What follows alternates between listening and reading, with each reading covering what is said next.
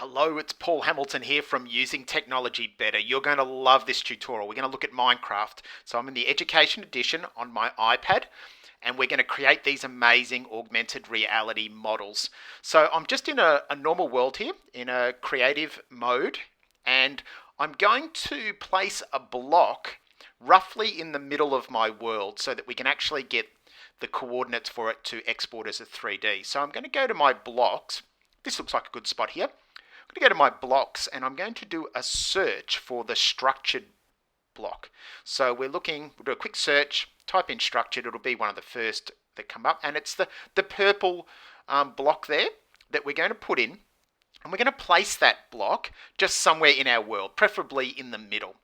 And what that'll do is it'll give the coordinates around the world that will allow us to export it in 3D. So we're going to put it there, and if I tap on it once on my iPad, it comes up with my structured block.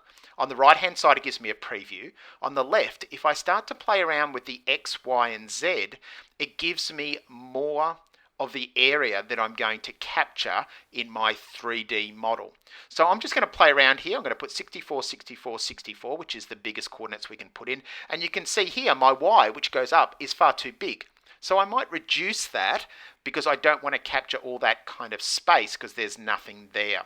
On the offset shows me how far I can go down. So in the Y, you can see I've just changed that to 5 or -5, and it's given me more underneath area, which is my Y kind of axis here, that we can actually grab. So I'm just going to have a play around here. I'll make that a little bit, that's looking a little bit better.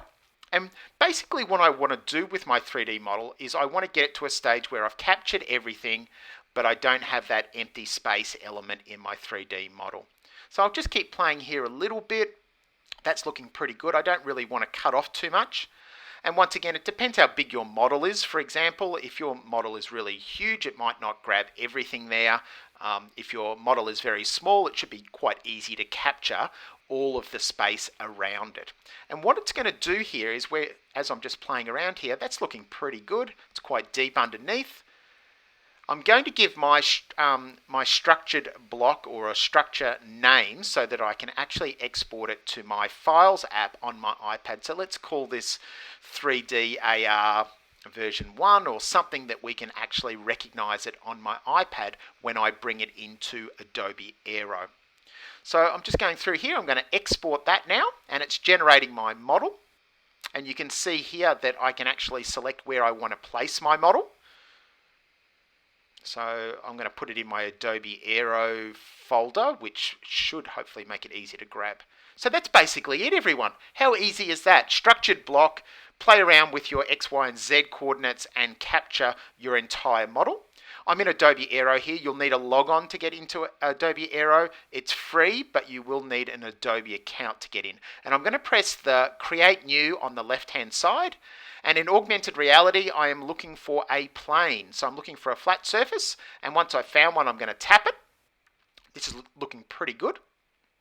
And on the left-hand side, you can see here I've got a plus. And I'm going to go to my files. And there's my 3D AR GLB file. And I'm going to place that. Hopefully it's there. Now it's going to be a little bit shaky. I haven't placed it yet, so it's a little bit shaky. That's fine. I'm recording my iPad at the same time.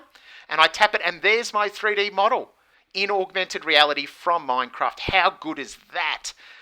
Let's do a couple of things in Aero just to make it looking a little bit better here. I'm going to tap on my model, press Edit, and with 3 fingers, I can raise my model. I can press my behaviors down the bottom and create a little start, spin, and change my spin settings. Press my ticky box when I'm finished. And at the top left-hand corner, you can see Edit and Preview. If I preview that, it now gives me my 3D spinning model that's going over and over again with all of my details in augmented reality. So easy to do on an iPad. And that's how you do it. Paul Hamilton here from Using Technology Better. Hope you found that useful.